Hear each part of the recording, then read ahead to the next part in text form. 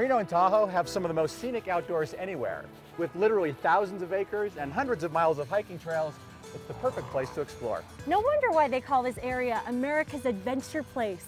Well, we're up here right now at Lake Tahoe, and we're just about to get a little taste of the hiking experience around this beautiful lake along the 165-mile-long Tahoe Rim Trail. Are you ready to go? I'm ready. All right, let's go. Part of a system of hiking and biking trails, the Tahoe Rim Trail was completed in 2001 and is one of the few loop trail systems in the nation with this amount of diversity. Well, the Tahoe Rim Trail is amazing. It's 165 miles of single-track trail for hikers, mountain bikers, and equestrians. Trail broke in 1981 and it was completed in 2001 completely by volunteers, over 100,000 volunteers putting in 200,000 hours, and it was just amazing, and it was completed, and we have new projects and new trails, and we're even constructing a project that's going to go from the Rim down to Reno. There are dozens of day hikes and plenty of overnight hikes as well to experience the Tahoe Rim Trail, and over 50% of the trails are available to mountain bikes. Well, for mountain bikers, it's really great parts, you know, whether it's a dynamic route or just your basic kind of mountain biking trail. There's something for everyone, whether you're new to mountain biking or looking for more of a thrill. Any tourist or anybody from the valley or from the Bay Area that comes up and wants to ride our local trails or the trails that Tahoe is famous for, they're going to ask to ride the Tahoe Rim or the famous Flume Trail. The areas that mountain bikers are restricted from are wilderness areas, and there's 3 wilderness areas within the Tahoe Rim Trail. There's Mount Rose Wilderness Area, there's Granite Chief, and then there's Desolation Wilderness, being the #1 wilderness area in the U.S.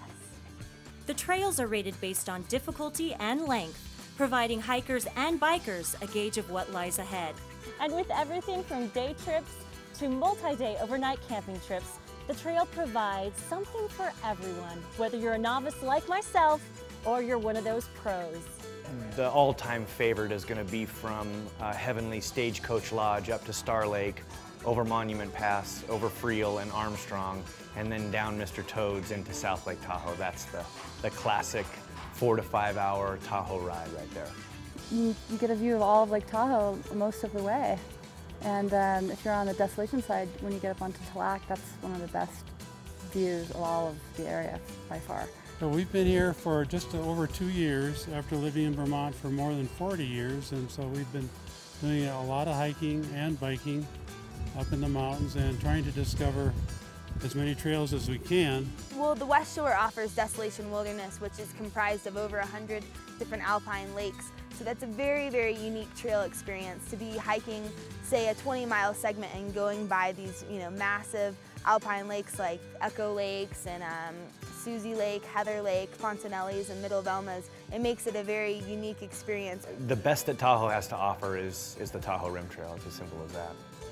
One of the great things about the trail system is that you can hike for days at a time and then mark off where you've stopped and actually finish the trail at your leisure.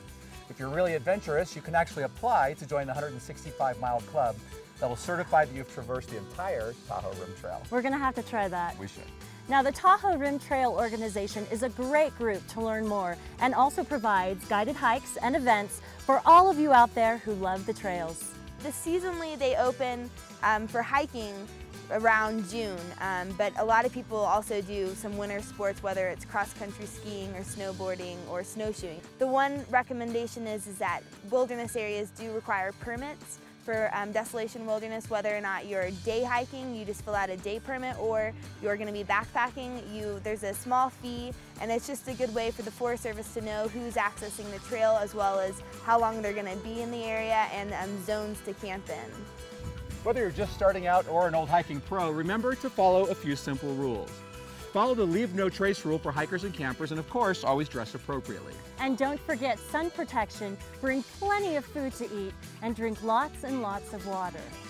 For more information on the Rim Trail,